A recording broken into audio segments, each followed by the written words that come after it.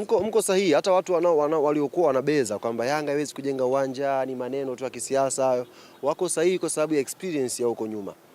Mshashuhudia vitu vingi, mshashuhudia michoro mingi, mshashuhudia Wachina wengi, si ndio bwana? Lakini uwanja hamjawahi kushuhudia. Kwa hiyo mtu anayesema Yanga wajengi waongo, ni siasa, yuko sahihi kwa sababu ya experience ambayo yuko nayo.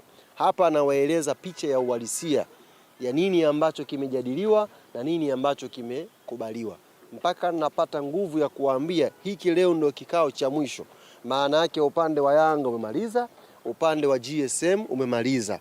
Tumeshakubaliana. Kilichobakia mbele ni kusaini mkataba sasa, tuende tukaanze utekelezaji. Kwa hiyo ni jambo ambalo linahitaji tu afya njema. Mtakuwa mnakuja hapa, sijui kama sisi tutakuwa tunawaruhusu, maana yake na nyinyi naye mtakuwa mnaona hapa mradi unavyokuwa unaanza, na bosi kama narudia kauli yake aliyoisema kwenye kikao.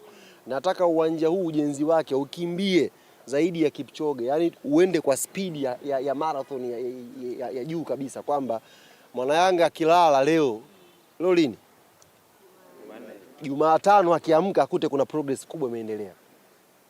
Ndicho bosi anachokitaka, yani uwanja ujenzi wake ukimbie kwa spidi ambayo mtu akilala Jumatatu alichokiona Jumanne akipita Jangwani akute kitu kimeendelea zaidi. Maana yake bosi ana dhamira ya dhati ya uwanja huu ukamilike mapema. Sasa kama mwenye hela anataka uwanja ukimbie, sisi Yanga tutakwamisha vipi yani?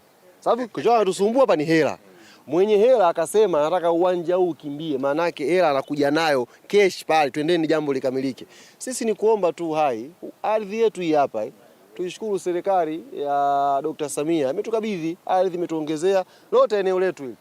Ni sisi sasa kumkabidhi bosi, weka maneno hapa.